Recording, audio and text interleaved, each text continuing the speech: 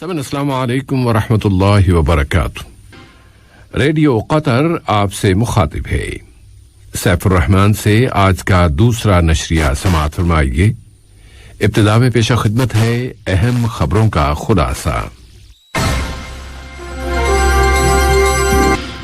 اس سال اکتوبر کے مہینے میں مجلس شورا کے انتخابات کرانے کے لیے صاحب سمو امیر کی ہدایات کے نفاذ میں کابینہ نے مجلس کے الیکشن سسٹم کا قانون جاری کرنے کے لیے ایک قانونی بل کے اجراء کی منظوری دے دی ہے۔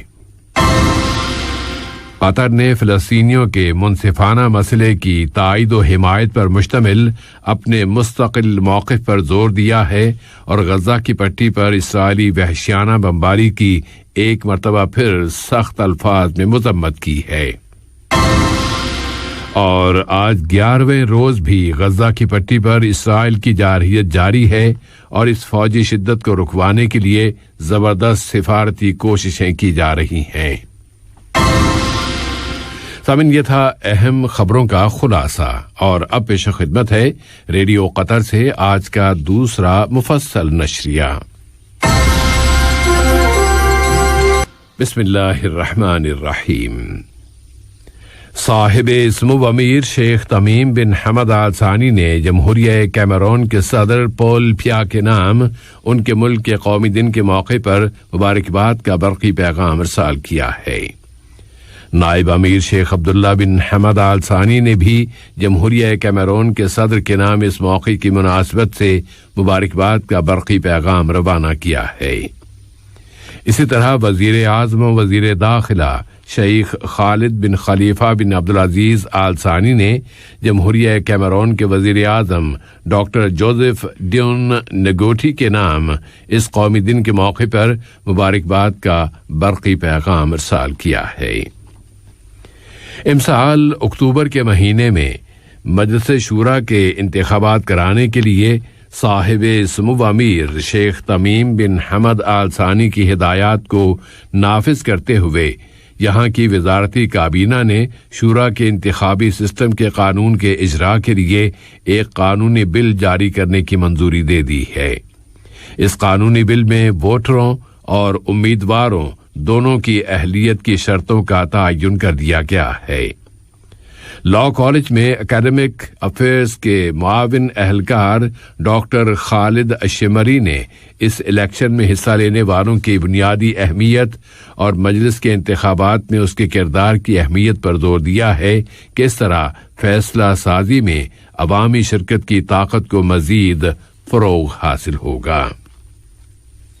آج 11ویں روز بھی غزہ کی پٹی پر اسرائیل کی جارحیت جاری ہے اور اسرائیلی جنگی طیاروں نے ایک مرتبہ پھر شہر غزہ کی سڑکوں پر بمباری شروع کر دی ہے، جو اب اس وقت بھی جاری ہے، اور پوری شارع الجلا کے ساتھ ساتھ واقع المستاوی نامی علاقے کو بہت بھاری نقصان پہنچایا گیا ہے۔ اس کے علاوہ شہر کے جنوب میں واقع برکس کے علاقے میں وسیع تر زرعی اراضی کو بہت بڑے پیمانے پر نشانہ بنایا گیا ہے۔ اس جارحیت کے نتیجے میں وہاں کی وزارت صحت کے مطابق شہیدوں کی تعداد اب 230 ہو گئی ہے اور 1719 دوسرے زخمی ہو گئے ہیں۔ ان حالات میں قطر کا موقف مستقل موقف ہے کہ وہ فلسطینیوں کے اس منصفانہ مسئلے کی مکمل تائید و حمایت کرتا ہے۔ یہاں کی کابینہ نے غزہ کی پٹی پر ہونے والی اسرائیل کی وحشیانہ جارحیت کی قطر کی جانب سے سخت الفاظ میں مذمت کی ہے کہ فلسطینی عوام کی تائید و حمایت اور مدد پر مشتمل دوحہ کا موقف ایک اٹل موقف ہے۔ قطر کے وزیر ثقافت و کھیل جناب صلاح بن غانم العلی نے ثقافتی تنوع کے عالمی دن کے موقع پر ایک سیمینار سے خطاب کرتے ہوئے کہا ہے کہ فلسطین میں جو کچھ ہو رہا ہے وہ ایک سنگین اور کھلی جارحیت ہے۔ اس سیمینار کا انعقاد اسلامی کلچرل کیپٹل دوحہ کی سرگرمیوں کا ایک حصہ ہے اور اس میں فلسطین کا ذکر اس کے اسلامی پہلو کو اجاگر کرتا ہے۔ اب ایک مرتبہ پھر غزہ کی پٹی کی تازہ ترین صورتحال کی طرف آتے ہیں، اور اس وقت بھی اسرائیل کے جنگی طیارے غزہ کی پٹی پر بمباری کر رہے ہیں اور شہیدوں کی تعداد میں مزید اضافہ کرتے جا رہے ہیں۔ اسرائیل اپنے ان حملوں میں طاقت کا بے تحاشا استعمال کر رہا ہے اور ایسے ہتھیار بھی استعمال کر رہا ہے جن کے استعمال پر پوری دنیا میں سخت پابندی عائد ہے۔ غزہ کی محصور پٹی میں کام کرنے والی حقوق انسانی کی آزاد تنظیموں نے نوٹ کیا ہے کہ اسرائیل کی یہ کارروائیاں تو اہل غزہ کا صفایا کر دینے کے مشابہ ہیں۔ حقوق انسانی کی آزاد اور مستقل اتھارٹی کے ڈائریکٹر جمیل سرحان نے اسے نسلی صفائی کا نام دیا ہے۔ تازہ ترین خبروں کے مطابق یہ اشارے مل رہے ہیں کہ فلسطینی گروپوں اور اسرائیل کے درمیان فائر بندی کی کوششیں کی جا رہی ہیں، اور فلسطینی مزاحمت نے کسی بھی سمجھوتے کے لیے اپنی شرطیں بتا دی ہیں۔ دوسری جانب امریکی اور اسرائیلی ذریعوں نے اس توقع کا اظہار کیا ہے کہ کل جمعے کے روز فائر بندی کا کوئی سمجھوتا ہو جائے گا۔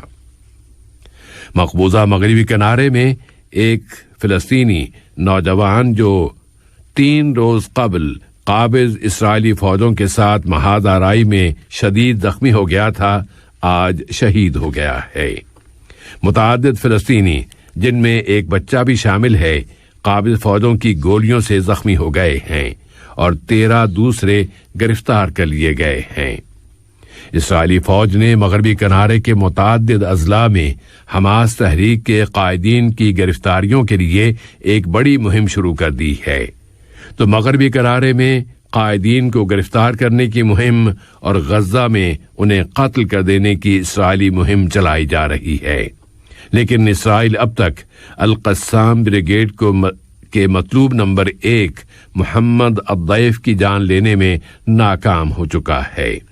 محمد الضعیف اسرائیلیوں کے لیے اور ان میں بھی سر فہرست خود بنیامین نتنیاہو کے لیے ایک بہت زیادہ پریشانیوں کا باعث بنا ہوا ہے، بلکہ درد سر بنا ہوا ہے۔ خبروں کے مطابق مقبوضہ فلسطینی سرزمین میں فوجی شدت کو رکوانے کے لیے اس وقت سفارتی کوششیں زوروں پر ہیں۔ جرمن وزیر خارجہ ہائیکو میس نے فائر بندی کے لیے کوششوں میں پہلے تل ابیب اور پھر رام اللہ کا دورہ کیا ہے۔ ادھر اقوام متحدہ کی جنرل اسمبلی آج اپنا ایک ہنگامی اجلاس بلا رہی ہے۔ وزرائے خارجہ کی سطح پر ہونے والے اس اجلاس میں فلسطین اسرائیل تنازع پر بحث کی جائے گی۔ اسی طرح مصر بھی مختلف اطراف کے ساتھ رابطے قائم کر رہا ہے تاکہ اسرائیل اور حماس تحریک کے درمیان پہلے قائم فائر بندی کو دوبارہ بحال کرایا جا سکے۔ اس سے پہلے اقوام متحدہ کے سیکرٹری جنرل انتونیو گٹریش کے ترجمان سٹیوان ڈوجاریک نے اپیل کی تھی کہ فوری طور پر فائر بندی کر دی جائے تاکہ انسانی امداد پہنچائی جا سکے۔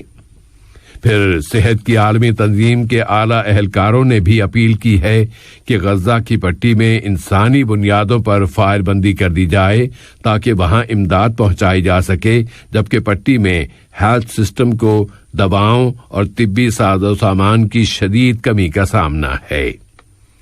اب اس وقت صورتحال یہ بتائی جا رہی ہے کہ غزہ کی پٹی کے مختلف علاقوں سے دھماکوں کی گونج سنائی دے رہی ہے۔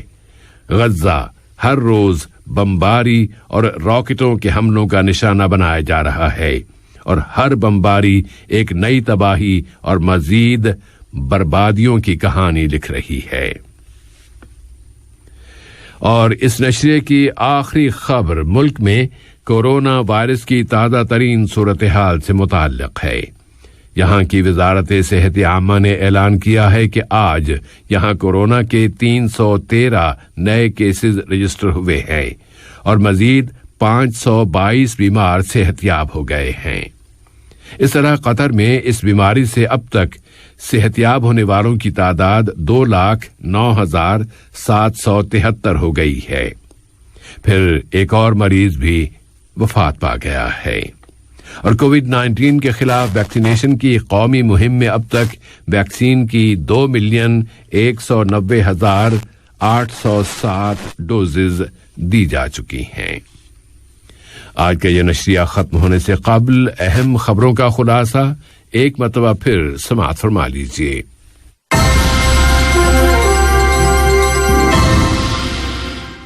اس سال اکتوبر کے مہینے میں مجلس شورا کے انتخابات کرانے کے لیے صاحب سمو امیر کی ہدایات کے نفاذ میں کابینہ نے مجلس کے الیکشن سسٹم کا قانون جاری کرنے کی غرض سے ایک قانونی بل کے اجراء کی منظوری دے دی ہے۔